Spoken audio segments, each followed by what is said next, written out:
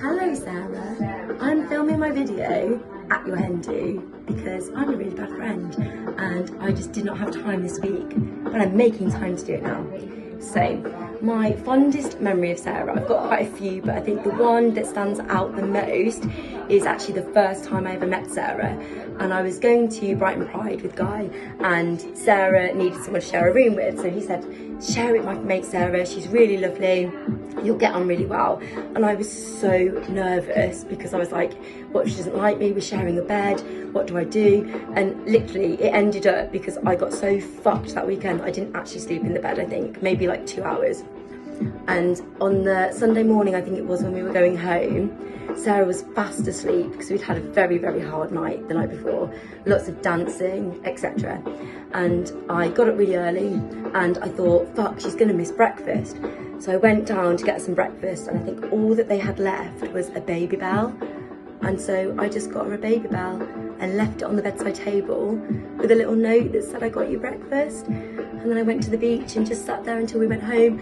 And I was just so embarrassed that I did that. I didn't even know she liked cheese. But that's a fond memory of Sarah. Another one that I have of Sarah is when I was around Scott's house at Clive's Passage, and we were having pizza with the boys, and it got a little bit messy, to the point where I remember just snogging Sarah, and it was just wonderful, and I just fucking loved every moment of it, and I'd wanted to do it for so long. And then I gave her a little heart Pandora charm from my bracelet, and I didn't even know she had a Pandora bracelet, but I just gave it to her because I fucking love you. You're just such a wonderful friend, and I'm just really proud of everything you've done this year with your degree, and you were just so brave enough to sort of step back and say, like, you really needed to focus, and I really, really appreciate that. I'm just really happy for you this year. You're finally getting married. It's going to be amazing. I'm so glad that you've met Laura and that she is also now part of our big friend group. You're just a really special person, and I think mostly I'm really just thankful that you have known Guy for so long and just looked out for him and cared for him like you do. 3 things that you would take to a desert island are 3 big dildos: a medium, a small and a large, because why the fuck not? Absolutely adore you. Happy hen do. Thank you for having me, and here's to the lovely Sunday that we're going to spend together on a big long walk and a big Sunday roast. Have an amazing time, and I cannot wait literally to see you walk down the aisle in that fucking beautiful dress. You are going to look amazing, and I'm just so happy for you. Hi from Greece, Sarah. Happy hen do. So my fondest memory of you is when we went to the cottage together. Can't remember where it was, but it was the first time that I got a chance to get to know you properly. I remember you being really competitive when we played a war game, but it was lots of fun. You were lots of fun. We got in the hot tub. I think, if I remember rightly, we also got our tits out, but that could have been another time in the hot tub. But yeah, it was just an absolute pleasure to get to know you, because we'd only met a couple of times on a night out. What I want you to know is that I am blessed to be your friend, and I'm blessed to be one of your hens. Thank you so much for our friendship. I really respect you, your views, how you have you can have a unique perspective on things, your honesty, your calmness, and I just love you. So if you were to take 3 things on a desert island, I'm going to say, well, you told me recently that you wanted to diarise your travels, so I'm going to say a pen and a paper, so you can do that on your desert island. And also, where would you be without a Sarah Jazzy shirt? You know I love your shirts, and I love you, and I wish you a happy hen do. Mwah.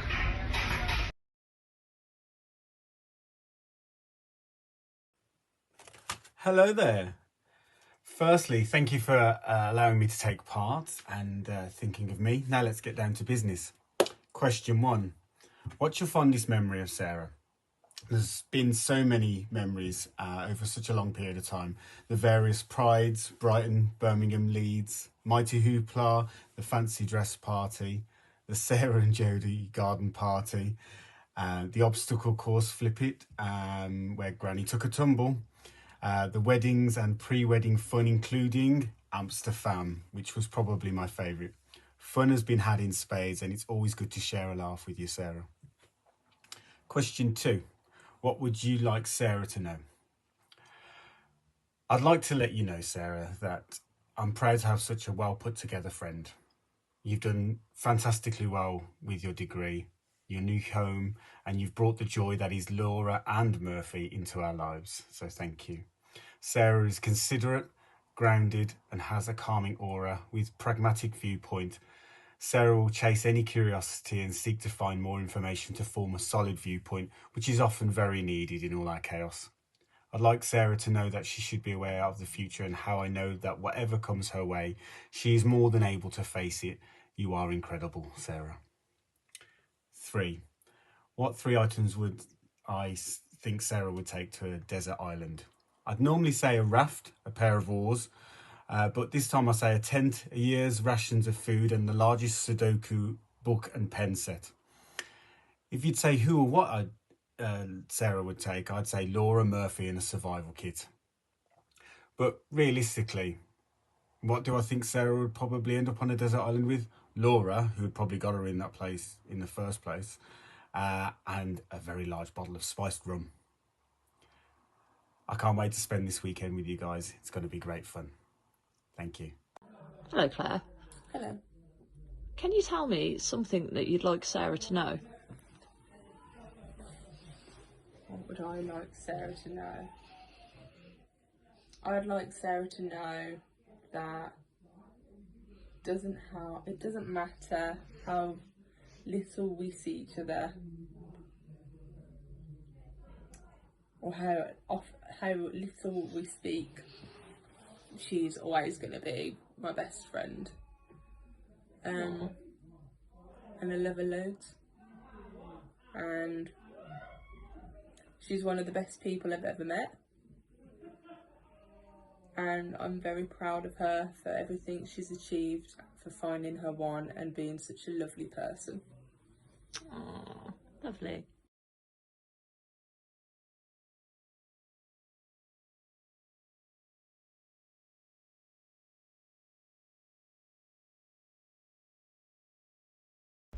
Hi Sarah, my favourite memory of you is, happy hen do by the way, is when we were about, I want to say 21, 22, and we were in the Australian guy's flat after DV8, and it was that song was playing on repeat. Do you remember that song? It was called I Hope I Never Have To, that random song by that random band, and it was like constantly on repeat, and you passed out drunk, and that song now will always remind me of that memory. And that was the first night you saw me naked, and since then many other nights since have I been naked in your presence.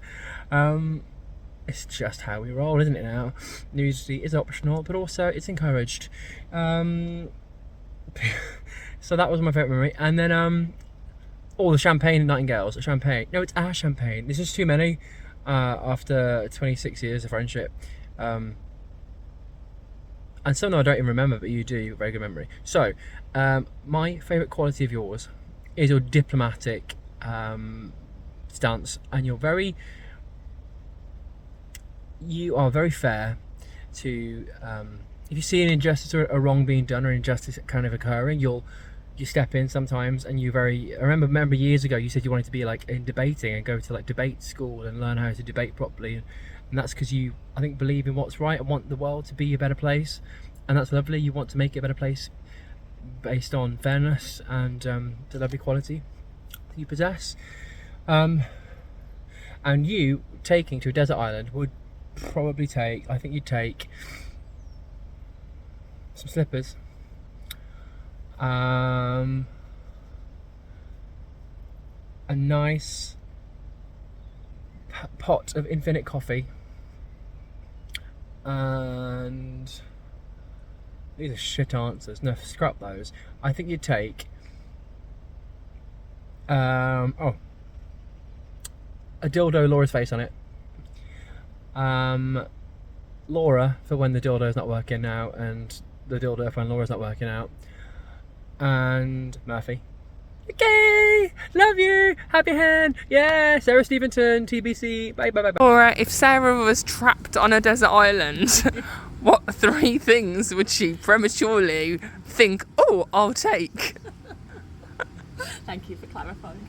I think she would take alcohol because she's stuck. So let's enjoy ourselves while we're there. What else is there to do? A speaker, music, so she could dance with said alcohol. And then thirdly, I think she'd take one of my shoes because she once joked that she could get across the canal in Birmingham in one of my shoes because they were that big. So it would probably be her best chance at survival. Thank you.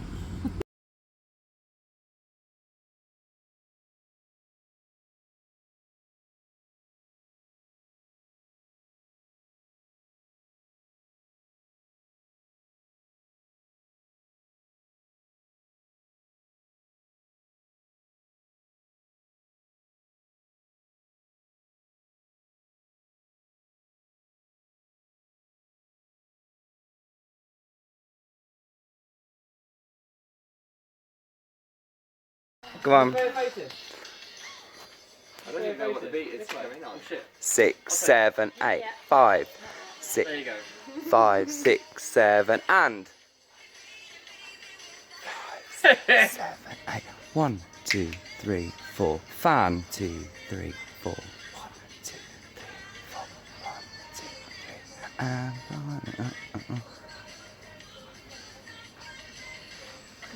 look how focused Guy is.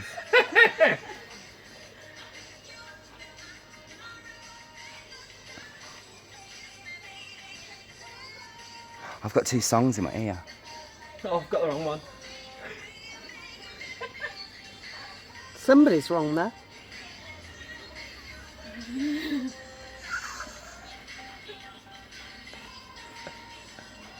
Can you imagine the neighbours? Oh god, the fags are dancing again. That's really good.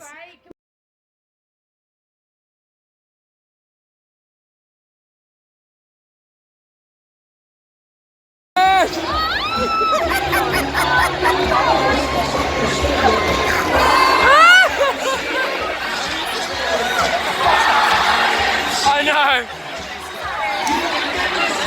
What? They were all bumming. All bumming? Lesbians? Hi Sarah, message all the way from Greece. I hope that you have a wonderful hen do. The fondest memory that I have with you was actually a joint birthday party that we had. We were at the end of the garden. I think there's a video of it somewhere where we were slightly confused at the end of the garden, and as we were laughing together in a weird moment, the birthday cake arrived. It was a very, very funny moment. What I would like you to know is that you are very intelligent, very kind, very, very funny, and I'm just honoured to be your friend and to be on your hen do. And 3 things that you would take to a desert island is the first, a spliff, the second, Bernard Matthews Turkey Dinosaurs, and the third, a little Laura to put in your pocket. Have a great time. Love you. Okay, so my favourite memory of Sarah is actually a collection of memories. When we were living at 178 Frogmore Road, Sarah used to come round and we'd get drunk and play games, and then we'd just create really random, stupid videos. Once I remember one where I was wearing this hat on my chin, and Sarah answered the door saying she'd eaten too much prawn toast and her breath smelt like a fish and chip shop. And then we were doing, why go to 1 store when you can go to 5 stores, or 5 stores instead of 1 store? I'm not sure. But anyway, really, really funny. So one thing that I want Sarah to know is you're friggin' amazing. You've just smashed it with your APC. Always knew you would. You're so smart and focused and dedicated. You're an inspiration, bloody legend, and we're all really, really proud of you. So, 3 things that I think Sarah would want on a deserted island. Number 1, Laura, which I'm going to cheat because Laura is going to be carrying Merv, so she gets both the whole family together. Obviously can't be without good old Laura or Merv. Number 2 is a big old bag of bottles of rum and some gin, maybe, because she needs to celebrate, goddammit, even if she's stranded on an island. She's just completed her ABC. She needs to celebrate. And then number 3 is, what was the third one? A jigsaw puzzle.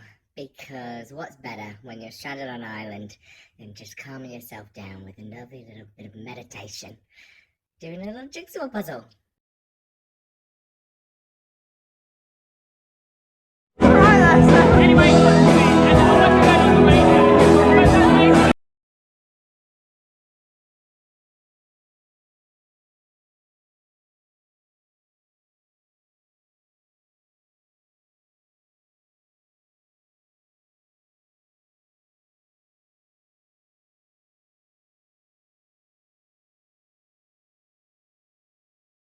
Why buy 3 or 4 blankets when you could buy one?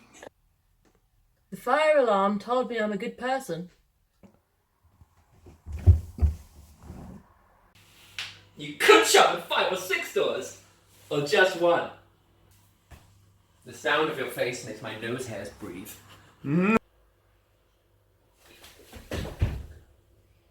You could shop at 5 or 6 stores, or just one. A finger in the hole is good for the soul. Why shop at 5 or 6 stores when you could shop at just one? My hair can hear the sea.